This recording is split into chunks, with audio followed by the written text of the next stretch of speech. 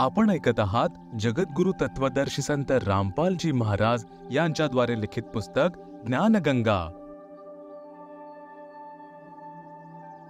गीता ज्ञानदाता ब्रह्म म्हणजे कालच्या उत्पत्तीचा संकेत.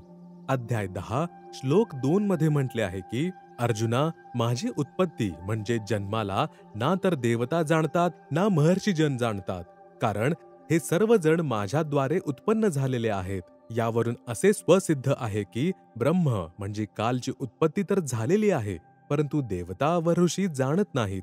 जसे पित्याची उत्पत्ती मुले सांगू शकत नाही, परंतु आजोबा जाणतात, याप्रमाणे 21 ब्रह्मांडांमध्ये सर्व देव, ऋषी इत्यादी ज्योतिनिरंजन ब्रह्म अर्थात काल व प्रकृती म्हणजे दुर्गा यांच्या संयोगाने उत्पन्न झालेले आहेत. यामुळे म्हणत आहे की माझी उत्पत्ती 21 ब्रह्मांडांमध्ये कोणीही जाणत नाही, कारण सर्वांची उत्पत्ती माझ्यापासून झालेली आहे.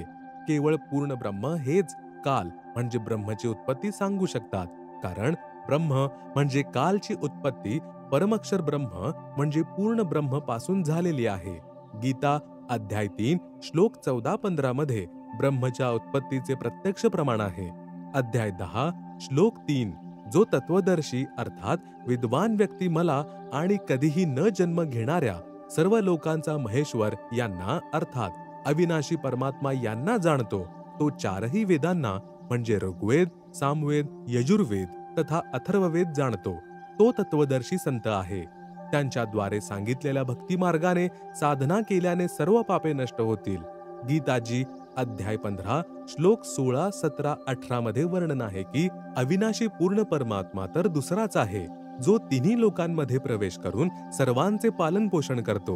मला म्हणजे कालला तर निव्वळ यासाठीच पुरुषोत्तम म्हणतात, कारण की मी 21 ब्रह्मांडांमध्ये माझ्या अधीन स्थूल शरीरामध्ये असलेल्या नाशवान प्राण्यांपेक्षा आणि अविनाशी जीवात्म्यांपेक्षा उत्तम आहे. यामुळेच मला लोकवेद अर्थात दंतकथांच्या आधाराने पुरुषोत्तम म्हटले आहे, परंतु वास्तविक मी अविनाशी किंवा पालन करता नाही. गीताजी अध्याय 3 श्लोक 14-15 मध्ये म्हटले आहे की सर्व जीव अन्नापासून उत्पन्न होतात. अन्न पावसापासून उत्पन्न होते, पाऊस यज्ञापासून उत्पन्न होतो, यज्ञ शुभ कर्मांपासून, कर्म ब्रह्मपासून उत्पन्न होते, ब्रह्म अविनाशी परमात्मा यांच्यापासून उत्पन्न झाला. तेच अविनाशी सर्वव्यापक परमात्माच यज्ञांमध्ये प्रतिष्ठित आहेत, यज्ञांमध्ये पूज्य आहेत. तेच यज्ञाचे फळही देतात, म्हणजेच वास्तवामध्ये अधियज्ञही तेच आहेत. नंतर गीता अध्याय 10 श्लोक 2 मध्ये म्हटले आहे की माझी उत्पत्ती म्हणजे प्रभवम कोणीही जाणत नाही. यावरून सिद्ध होते की काल म्हणजे ब्रह्मही उत्पन्न झाला आहे. यामुळे तो कुठेतरी आकार रूपामध्येही आहे, नाहीतर कृष्णजी तर अर्जुना समोरच उभे होते. ते तर म्हणूही शकत नाही की मी अनादी म्हणजे अजन्मा आहे. हे सर्व काल म्हणजे अदृश्य ब्रह्म श्रीकृष्णजींच्या शरीरामध्ये जीवस्थ रूपात म्हणजे भूताप्रमाणे प्रवेश करून बोलून आपल्या प्रतिष्ठेची म्हणजे स्थितीची योग्य माहिती गीताच्या रूपामध्ये देऊन गेला. या विवरणावरून गीतामध्ये सिद्ध झाले की ब्रह्मची उत्पत्ती पूर्ण ब्रह्मद्वारे झाली आहे. हेच प्रमाण अथर्ववेद कांड 4 अनुवाक 1 मंत्र 3 मध्येही आहे. कृपया पुढे वाचा.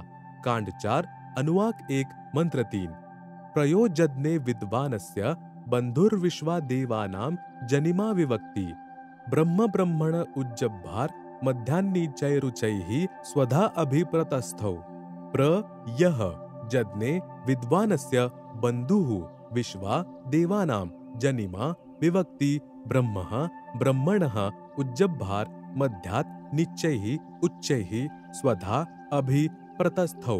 अनुवाद.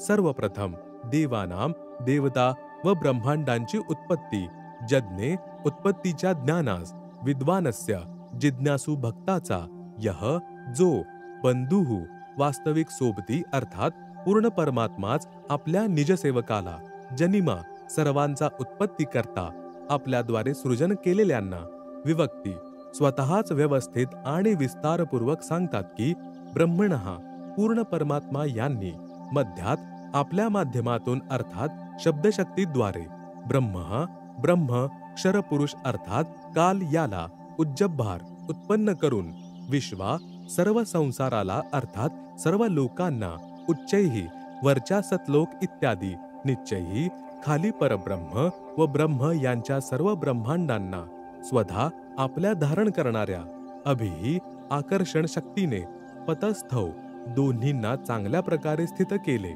भावार्थ, पूर्ण परमात्मा आपण रचलेल्या सृष्टीचे व सर्व आत्मा यांच्या उत्पत्तीचे ज्ञान आपल्या दासाला स्वतःच योग्य प्रकारे सांगतात की पूर्ण परमात्मा यांनी आपल्या मध्य अर्थात आपल्या शरीरातून आपल्या शब्दशक्तीद्वारे ब्रह्म म्हणजे क्षरपुरुष कालची उत्पत्ती केली आणि सर्व ब्रह्मांडांच्या वर सतलोक, अलखलोक, अगमलोक, अनामिलोक इत्यादी, तर खाली परब्रह्मचे 7 संख ब्रह्मांड व ब्रह्मच्या 21 ब्रह्मांडांना आपल्या धारण केलेल्या आकर्षण शक्तीने रोखून ठेवलेले आहे. जसे पूर्ण परमात्मा कबीर परमेश्वर म्हणजे कबीरदेव यांनी आपले निजसेवक म्हणजेच मित्र श्री धर्मदासजी, आदरणीय गरीबदासजी आदींना स्वतः रचलेल्या सृष्टीचे ज्ञान स्वतःच सांगितलेले आहे. वरील वेदमंत्र देखील याचेच समर्थन करत आहेत. कांड 4 अनुवाक 1 मंत्र 7.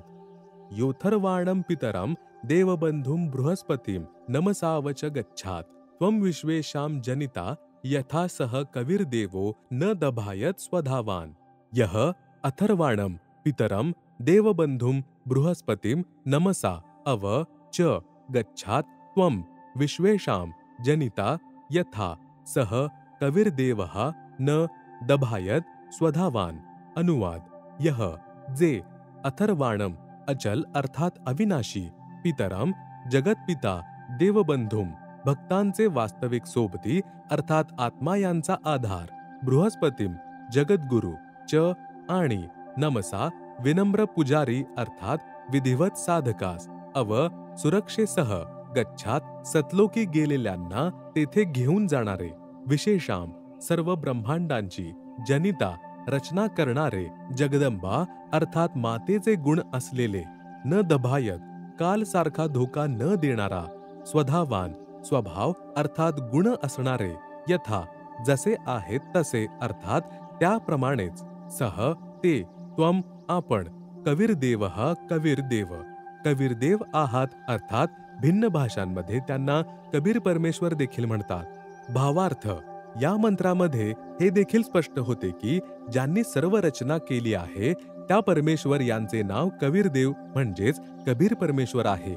जो परमेश्वर अचल म्हणजेच वास्तवामध्ये अविनाशी, गीता अध्याय 15 श्लोक 16 व 17 मध्ये देखील प्रमाण आहे.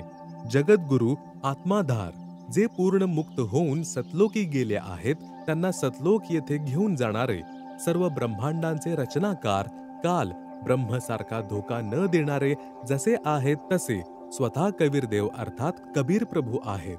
हेच परमेश्वर सर्व ब्रह्मांडांना व प्राण्यांना आपल्या शब्दशक्तीने उत्पन्न केल्यामुळे जनिता माता असे देखील संबोधले जातात.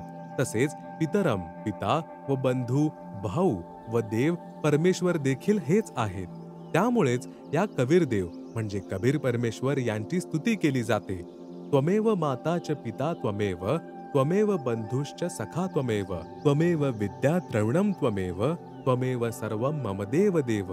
या परमेश्वर यांच्या महिम्याचे वर्णन पवित्र ऋग्वेद मंडल 1 सूक्त 24 मध्ये विस्तृत स्वरूपात आहे. प्रश्न: वेदांमध्ये कबीर अर्थात कबीर नावाचे वर्णन कसे आले? वेद तर सृष्टीच्या प्रारंभी प्राप्त झाले होते.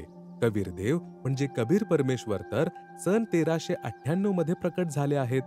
उत्तर: पूर्ण परमात्मा यांचे वास्तविक नाव कबीरदेव आहे आणि उपमात्मक नावे सत्पुरुष, परम अक्षर ब्रह्म, पूर्ण ब्रह्म इत्यादी आहेत.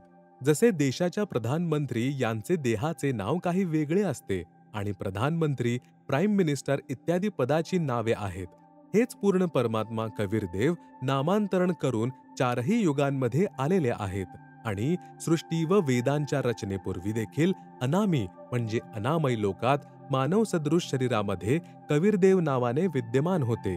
तेच कबीरदेव पुन्हा सतलोकाची रचना करून सतलोकात विराजमान झाले.